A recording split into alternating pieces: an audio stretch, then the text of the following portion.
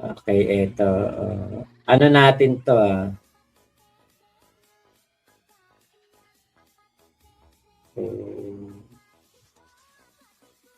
daanan natin to.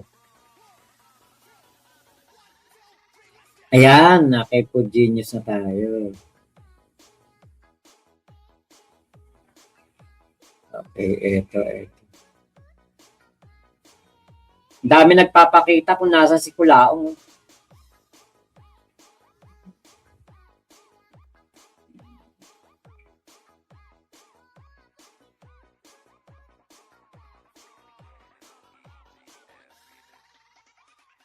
Ayan.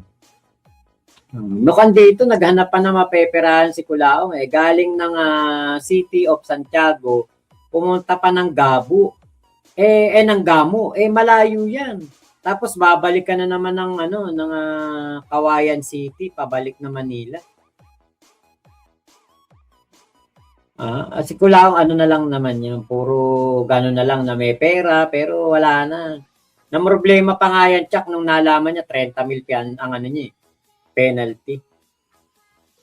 Late reaction si Kulaong pag pag umahamon ng suntukan. Tutok naman. Okay. Enjoying sa live, listening sa Kulaong time while busy sa works. Let's go and have fun. Ayun. Crazy, thank you Crazy 27. Okay.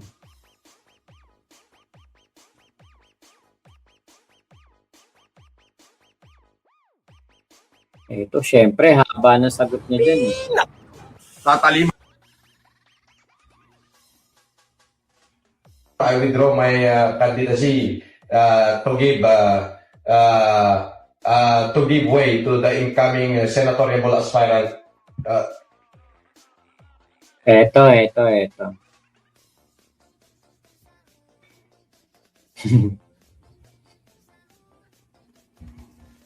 Tom Warren, ayun, shoutout. Basta pagpasok ko dito, Boss Mac, nakalike na ako. Ayokong magmukhang Kulaong, nakakasuka. Ganun dapat, di ba? Matik yan, dapat. Pagpasok, like na kayo kagad.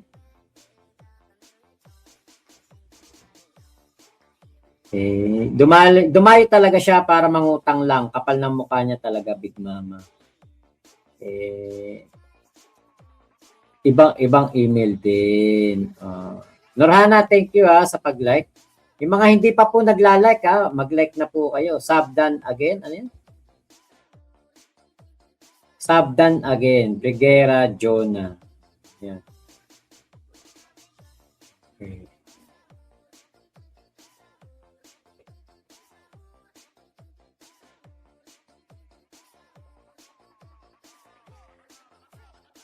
Okay, eto.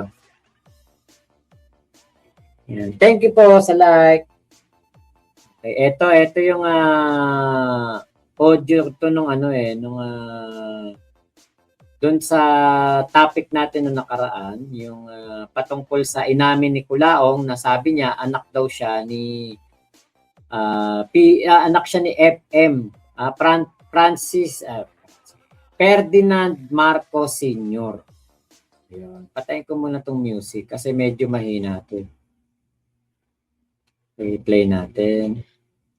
Hindi nga. Kaya nga ngayon, tumakbo ka na. Lalo ngayon, marami ka ng mga natulungan. There will be a right time for that. Alam mo, Ferdinand, mag-humanitarian pa ako ng ilang taon. Sabay babanat ako. Tinawag niyang Ferdinand. Nandiyan kayo sa tabi. Ferdinand. Ay, ba't na-disconnect?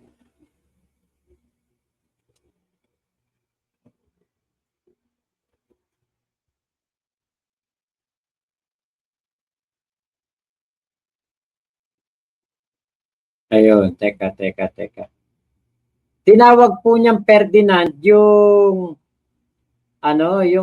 nagre-record sa kanya. Ferdinand pangalan nun nung nagre-record. Ay, nawala yung audio ko. Teka, walang audio.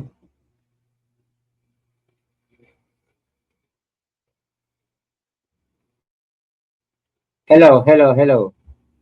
Ayun, okay na. Kala ko nawala Eto, play ko ulit. Aray tayo pagkat. Alam mo, Ferdinand. Ayun. Tinawag niyang Ferdinand kasi yung Ferdinand na yan, nakakausap ko yan. Hindi nga, kaya Nakakausap ko yan. Takot nga yan eh. Na ilalabas ko yung ano na yan, yung issue na yan. DDS ngayon yun. Yung Ferdinand na yun. Dating loyalista, ngayon ay DDS po. kaya nga ngayon, tumakbo ka na. Lalo ngayon, marami ka ng mga natulungan. There will be aray tayo pagkat. Alam mo, Ferdinand, mag-humanitarian pa ako ng ilang taon. Sabay babanat ako. Boom, nandiyan kayo sa tabi mo. Tsaka marami Ferdinand, pinag-iisipan ko, 2000, itong next election o 2022. Kung tatakbo si Amy ngayon, hindi mo na ako tatakbo. Magpapayil tayo, samahan niyo ako, sabay pagdating ng quorum, magwi-withdraw ko ng candidacy ko. Ayan, magwi-withdraw ko. Your Honor, I withdraw my candidacy to give way to the incoming senatorial aspirant, Amy Marcos. And however, I ordered all the men and women under my command to support the candidacy of Maria Imelda Romualdez Marcos. To accomplish the given assignment. Diba? Putang ina, nag-withdraw si Francis para kay Amy. Bang! Tutok ang camera. 2022, wala nang tatakbo sa Senate. Boom! Boom! Diba? Boom! Na-delay lang yung plano ni Culaong kasi nga nakulong. Pero anyway, nakakandidato pa rin naman talaga siya noong 2022. Pero after election, dineklara siyang nuisance candidate. Then, kumandidato na naman ng 2025, doon na nagkatotoo yung kanyang plano na siya po ay magwi-withdraw para ipakita sa taong bayan na siya po ay umaatras sa laban para mag-give way kay Amy Marcos. Nadagdagan pa yung kanyang dahilan. Bakit? Kasi nga po, sinasabi rin niya na kaya siya umaatras para hindi na gumastos ng 100 million ang COMELEC dahil sa kanyang pagkaka-nuisance candidate. Pero may posibilidad na tumagba si Gob. Meron. Kasi Wala na makakalam yan. oh, Kaya minsan, hindi may iwasan. Pumupunta ko yung salita. Anak sa labas. family yun. Oo, ang ina. Family Hindi, set. kung talagang si Richard Camarita nagtanong-tanong, baka mamaya nagtanong si Vice Governor Angelo Bar. Ayun, naputol na doon eh. Ngayon, dito na po yan. Ito na yun, dito na ngayon papasok. Ito nga kinukuda ni Culaong kanina. Patungkol po diyan na yung sinasabi nga niya na para daw sa etong pag-atras niya para kay Amy Marcos. Nung tumakbo ako, nag-iisa ako, independent. Ayan, ito yun. May sarili ako supporter, may Pilipino. Nung tumakbo ako, nag-iisa ako, independent ako, 5 million yung bumoto sa akin, ako lang yun. Di ba? Oo, 5 milyon ang bumoto sa'yo kasi akala nila nga, ikaw si Francis Leo Marcos. Hindi nila alam na ikaw si Norman Mangusin. Try mong kumandidatong Mangusin ang apelido mo. Ewan ko lang kung buhay bumoto sa'yo. Di ba? Pero dito, this time, hinihikayat ko lahat ng supporter ko na kung meron kayong susuportahan, suportahan natin si Senator Amy Marcos. Pero sir, nung nag-file ka ng COC, alam mo naman natatakbo si Senator Amy. Of course, alam ko. Oo, so dalawa pa rin naman kayo. Why, bakit nag-withdraw kayo ngayon? Given Ang very reason, ang pinaka-main reason ng withdrawal ko is to avoid the government is spending another 132 million para lang sa balota ko. Ngayon, kung hahayaan ko sila na i-shred yung 6 million ballot na print na para lang sa kapakanan ko, hindi ako mabuting tao doon. Para saan pa at naging good Samaritan tayo. So, yun lang. Di ba? Yan yung kanyang mga pakulo. Yan yung kanyang mga banat. Ito pa, meron pa dito eh. Ito. Umatras na sa pagtakbong senador para sa Bilang Pilipino 2025 ang online personality na si Francis Leo Marcos. Nasa kanyang pag-atras na antala na naman ang pag-iimprenta ng mga balota. Nasa frontline ng balitang yan, si Mon Gualvez. Ayokong gumastos ang gobyerno. Dumiretso sa tanggapan ng COMELEC ang online personality na si Francis Leo Marcos. Galing pa siyang Vintar, Ilocos Norte. Ang pakay niya, formal nang umatras sa kandidatura sa pagkasenador sa darating na Bilang Pilipino 2025. Yan ay kahit naglabas ang Korte Suprema ng temporary restraining order laban sa desisyon ng COMELEC na ideklara siyang nuisance candidate.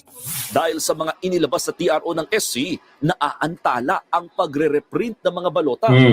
Nanghihinayang naman daw si Francis Leo Marcos sakaling masayang ulit ang mga balota dahil sa panibagong adjustment na gagawin ng COMELEC. Hindi yan nanghihinayang. Kasi kung yan talaga nanghihinayang, hindi na yan kakandidato. Diba? Kung talaga nanghihinayang ka, Kulaong, ba't ka pa kumandidato? Kaya yung kanyang sinasabi na nanghihinayang, pabalat niya na lang yun. Niya na lang yun, tawag doon, yung pakitang tao lang, na kunwari nanghihinayang. Kasi in the first place na kumandidato ka, gamit mo peking pangalan, kriminal ka, convicted ka, ang alam ko, convicted, hindi na pwedeng tumakbo yan eh. Diba? Na-convict ka na eh. Sa krimen, paano ka pa makakakandidato? Baka nga mamaya, yan ang dahilan eh. Kaya siya umatras na eh. Baka masilip na siya ay convicted. Baka mamaya masilip siya ng COMELEC. Diba po? Hindi po talaga yan yung sabihin nanghihinayang para napakabait. Dapat kung nanghihinayang ka, hindi ka nakakandidato. Pekeng Marcos, convicted. Diba? Budol-budol. Tapos ngayon, nag-emerge yung issue na hinuhukay ni Sabi. Yung patungkol sa kaso kaya Rodel Palorina. Baka mamaya sabit din si Kulaong dyan. Nako, dagdag kaso na naman. The money of the people will be spent for nothing. So kung ako lang yung magiging hadlang para gumastos na naman ng panibagong 100 milyon ng gobyerno, mas mamatamisin ko na lang, marami pa namang eleksyon eh. Isa rin sa dahilan kung bakit siya umatras sa pagkasenador ay para raw magbigay daan sa pagtakbo ng re-electionist na si Senator Amy Marcos. Masasapawan niya kasi sa balota ang senadora sakaling tumuli siya sa pagtakbo. Posible raw malito ang mga botante kung dalawa silang Marcos sa balota. Alam naman ni Manang na mahal ko yan eh. Ngayon kung tanungin nyo na lang siya kung mahal niya ako o hindi. Bumanat na naman ang Manang. Akala mo close na close talaga eh. Kasi kung dalawa nga kaming Marcos doon, baka parehas pa kaming matalo. Imbis na kahit papano may Marcos na magsisilbi sa bayan, mawala pa. Di ba? Kita nyo? Imbis daw na may Marcos na magsisilbi sa bayan, baka daw mawala pa. Alam mo yung buhat-buhat niya yung sarili niya, Marcos ako. Marcos ako. Di ba? Pucha, talaga to si Kulaong. Kaya alam nyo yung dito talaga, solusyon dito, dito kay Kulaong para yung solusyon talaga para matigil ang mga katarantaduhan na ito ni Kulaong. Siguro pansinin na yan ni PBBM. Silipin na po ng kumbaga mas malalim ang pagkatao nito kasi nga po may mga krimento na kinasasangkutan, naging convicted na. Kasi baka mamaya 2028 election kumandidato na naman to. Sayang po ang pera. Tapos pag nadeklara na namang nuisance candidate, punta na naman ng Supreme Court, hingi na naman ng TRO.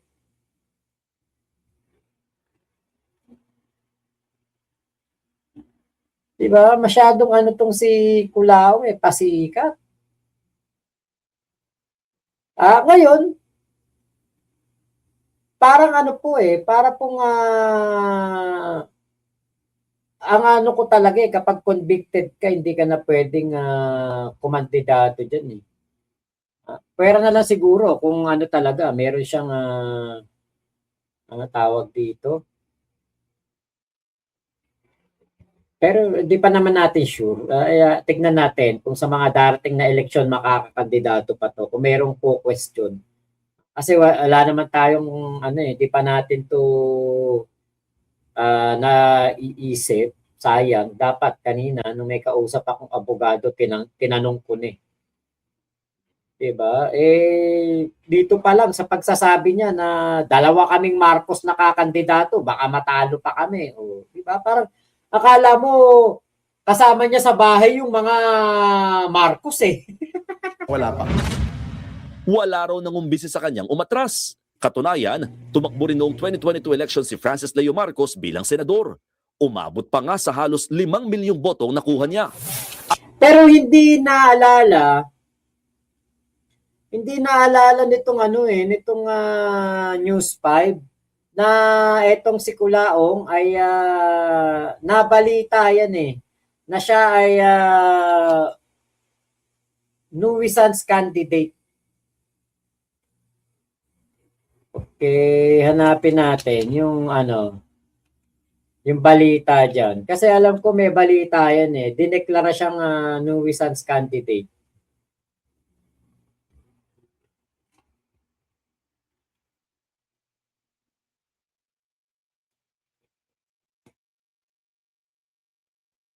Okay, Batas versus nuisance candidate 4 years ago.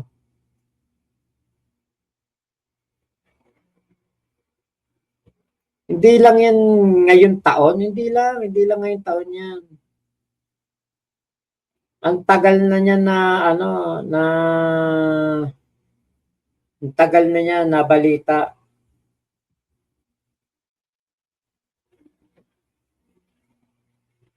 Sayang Nasaan ba yun? Maganda to mapanood ninyo yun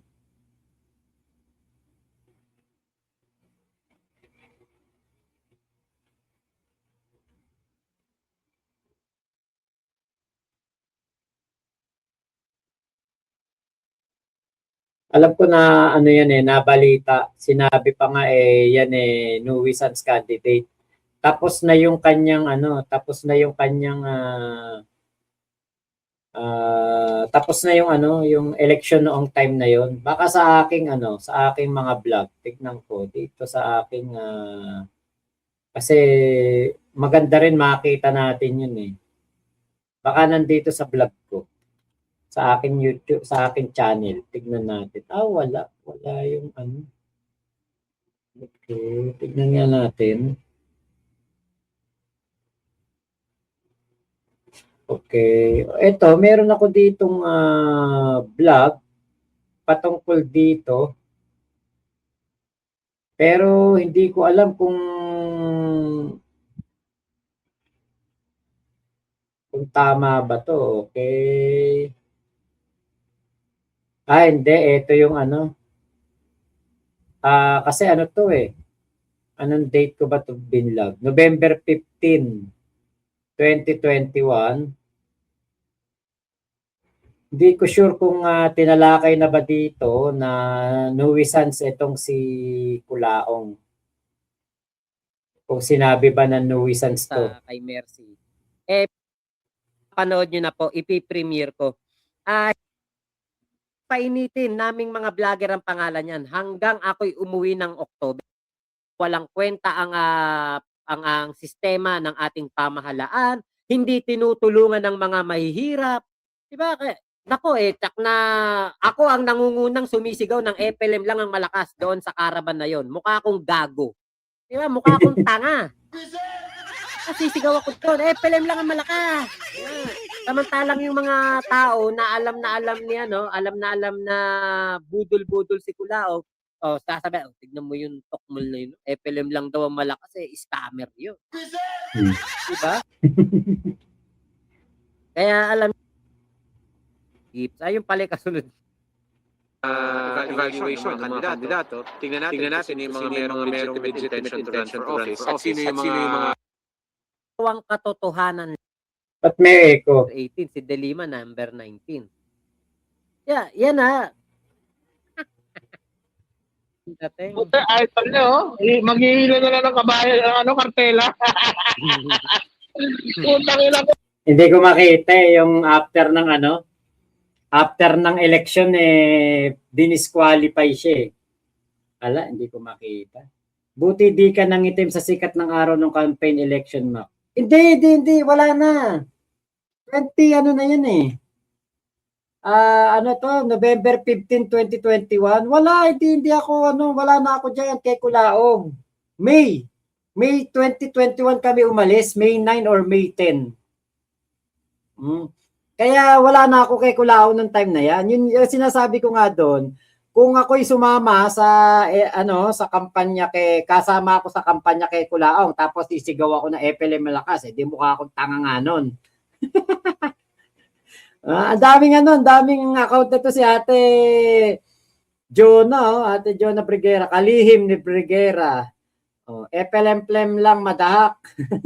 Boss Mac, para ka palang clown nung nasa kulto ni Kulaong dati. Hype na Kulaong na yan. Edward Luna. Hindi, wala na ako doon. Di sa pinilay ko na yun, wala na ako doon. Binabatikos ko na nga si Kulaong nun eh. Okay, salamat ha. Sinubscribe ni Ate Jonah yung lahat ng kanyang account. Pil niya, nabilong siya sa mga Marcos. Tingnan natin ngayon na nakatutok sa kanyang spotlight ngayon. Oo nga, oo.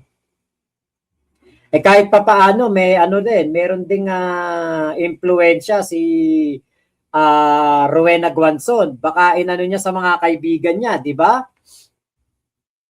Walang pondo yan, Mac. Malabo nang makalusot yan. Tama.